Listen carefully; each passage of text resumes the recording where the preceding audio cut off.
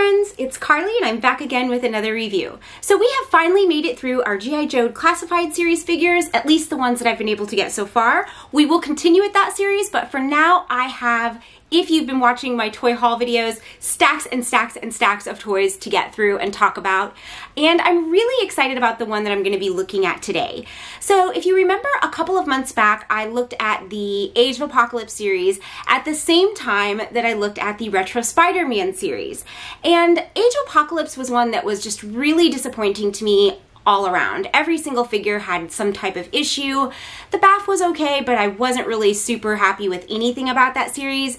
And so it felt really, really good to be doing an every other day type series where on the off days I was looking at Retro Spider-Man, which is first of all my favorite character and franchise in the Marvel Universe, and second of all was just a really successful, satisfying series. Those figures looked amazing. They were super fun to play with. The cards were gorgeous. That's a series that I'm actually going to get dupes of so that I can hang them on my wall. I was just so happy about that, and it really sort of tempered the experience of the disappointing AOA figures. And so I had pre-ordered the Kingpin figure from Big Bad Toy Store, which I highly recommend that you do. There's a link in the description, and completely forgot about it because it was done separately from that original series, but is, I think, the final piece in the series. So I got him and I'm super excited. Today we're going to be looking at Wilson Fisk Kingpin.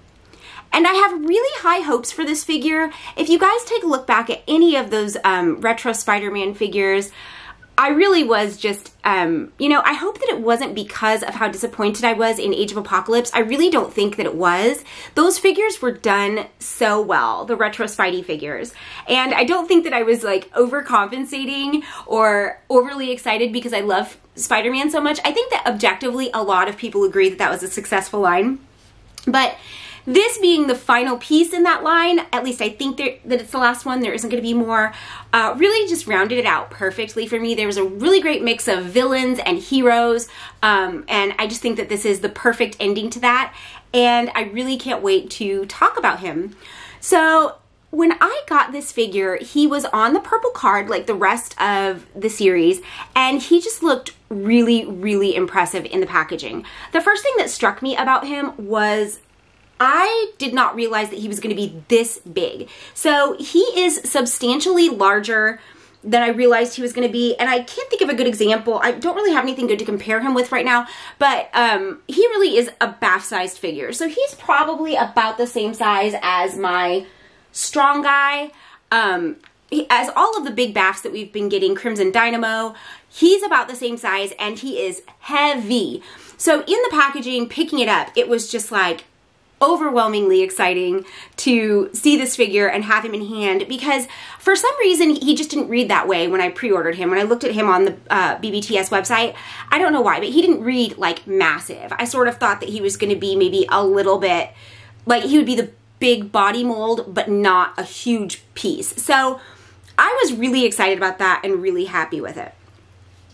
When we start off looking at him closer too, he comes with two accessories. He's got this incredible head with scars and bruises and just this awesome angry expression. I really love this sculpt. The other accessories he comes with are a second head, which is a much more calm, sort of menacing face, really intimidating, which I like a great deal. I will say about this head that because the skin tone is so flat, that I kind of wish they would have painted a little bit of defining detail into the divot under his cheekbones, the dimple in his chin, and his mouth. It is a little bit flat looking. It kind of looks like it just popped off the mold and nothing was really done to it, although he does have these incredible eyebrows and bright blue eyes. There is something just a little bit flat about his face, having no detail painted into it. And then when you compare it with this awesome face that is on him, the second head really sort of falls flat for me. So I can't imagine that I would ever be using that for anything. This one is just so much more impressive and more well done. The other accessory that he comes with is his walking stick, which is so awesome. It comes with this like diamond on the top it's really cool looking. So the gold is really vibrant. Mine was a little bit crooked, as you can see, but you know that's easy enough to fix. It does not feel flimsy. So even though mine was a little bit bent in the packaging, you can sort of bend it back into shape. And this isn't a flimsy piece. I've definitely had much more floppy accessories, like held accessories or swords or walking sticks or cudgels. So this one for me is really satisfying, and I just love that gemstone at the top. It looks really cool, and it's faceted and catches the light. It's a really neat effect. So those are the only 2 accessories that he comes with. Now, again, I just want to talk about or just reiterate how impressive he is to look at. He's heavy, he's substantial, he's large in size. Let's hold him up next to a Spidey. If we hold him up next to a Spidey, you get the scale. So it's appropriate to scale how big he is in the comics compared to our hero here. So everything about the sculpt and the design of this character is very satisfying to me, and I am super happy to have him. And it really bums me out that now I have to get into the things that are not great about this figure, and there's kind of a lot. So as a statue, as a display piece, this figure is 100% successful to me. I think it's perfect. There's no doubt about who he is. I love the colors.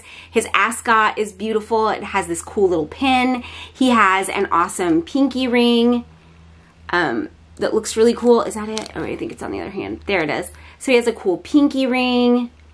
You know, his little kerchief, his vest. Even his shoes are crocodile shoes. The texture and the sculpt on the shoes is really cool. So the sculpt is amazing. Where it falls flat for me is on the articulate points. There literally just aren't any. And I'm not 100% sure why that happened with this figure, because we have Baph's, Crimson Dynamo is one of my favorite Baphs of the year, and he is the same size and highly articulate, incredibly articulate. Strong Guy was very articulate. We had incredible articulation from the Abomination Baph. So the size of the figure shouldn't be a problem. Where it all sort of breaks down, let's start with the head. And it's completely fine. We get, you know, he does sort of rub against the ascot a little bit, so you might want to be careful over time. But he does get movement right and left. There is no movement up and down. So if I continue to try to strain his neck, he has the ball neck that goes up into the head, so the head sort of sits down like this. If you try to push it back any farther, it'll just pop right off. So there's no look up, no look down, and then we have just the regular swivel. There's no reason for that. Again, there's no reason to hinder. His collar isn't in the way here. They just didn't give him a head that articulates up and down, which is very disappointing. Now let's look at his arms. And this, in the arms and torso, is where the figure starts to break down for me. This is a vinyl piece overlay, and we know what happens when you have a large piece. We saw it with Pirate Pool. When you have a large piece that covers a lot of the articulate points, it only makes sense that you're not going to get great articulation out of those points. And with this guy, you don't. So we have this great lift in the arms, and unfortunately, that's where the good things stop for me. The turn that you get is fine here in the shoulder. There is no turn in the bicep. There's no reason for there not to be. The elbows are not good, guys. This is all that you get from the elbow. This is as far as it goes. You can see the way that that joint is constructed. It's a little bit hard in the light to catch it because it's white. But this is it. This is what you get. Just a 90-degree turn in the elbow. So you can see there's a better look at that joint right there. That's it. The hand then turns all the way around. And we do get, well, we should get a bend back. We do slightly and a bend forward. But again, the sleeve of his jacket is hindering that. They sculpted it down over the wrist. So no bicep turn is a strange thing for me. No, having such a a weak bend in the elbow, just no real flexibility, is incredibly disappointing. And I don't know why they would have done that like that. There's just really no reason for his arms not to have all of the points of articulation that we've come to expect. And unfortunately, it gets worse when we move into the torso, because all of his movement is here, which isn't uncommon in a large figure like this, but the problem is that it doesn't work at all. There is no bend forward, none whatsoever. The bend back that you get is very slight, and you can see as soon as I let go, he bounces back because of the jacket bumping. So you get no forward or back type of crunching in the abdomen. You can move it yourself, but it just settles back on center. You do get a turning here, which is fine, but you know, that isn't the most important point of articulation. So, I mean, I guess it's good that something works. But yeah, that's it. It's just not acceptable. It just really isn't. And then in the legs, we do, oh my gosh, his leg just flew off. We do get a good lift, but that's not a great sign there when it bumps up against the jacket and his whole leg just pops off. So here we go. That's what we get for lift. We do have the turn in the thigh. This is all you get in the leg, guys. So when his leg is straight, this is what you got. That's it. We do not, for the first time in a long time, have the great pivot point in the ankle. So in the foot, you get this. Let's get focus again. That's it. And the foot only turns this much, then you start to turn the leg to get a turning in the foot. And those are all of the points of articulation that this figure has to offer. I'm a little mystified. I really have to say I don't understand why this is like this, why they put so little into him. Again, as a statue, he's stunning. He's so impressive. The scale is brilliant. The colors are brilliant. He looks really good. But this is not an articulate figure, and that is frustrating. With a line as successful as this Retro Spider-Man figure line was, and as satisfying and, I don't know, just incredible. It was such an incredible project.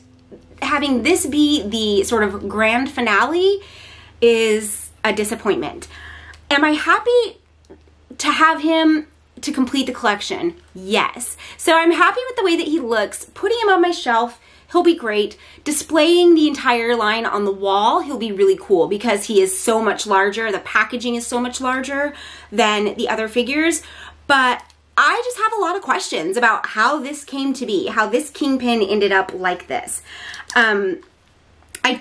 I'm pretty sure there's a BAF Kingpin. Correct me if I'm wrong on this. No, there is a BAF Kingpin. And I never completed him. I'm gonna have to try to do that because I have one of his arms and I already can tell you that the arm that I have was more articulate than this one.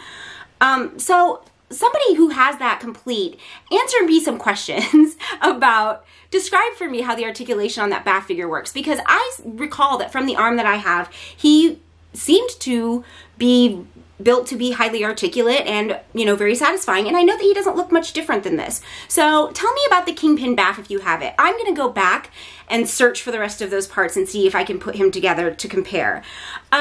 Sculpturally, design-wise, this is an excellent figure. He's stunning, he's gigantic, he's heavy, he looks like you want your Kingpin to look, and really that's an important part of it. But when you're making a highly articulate action figure series in a line of other very successful highly articulate action figures, this is not gonna cut it. And I'm super sorry to have to say that because I was so happy about the rest of the line.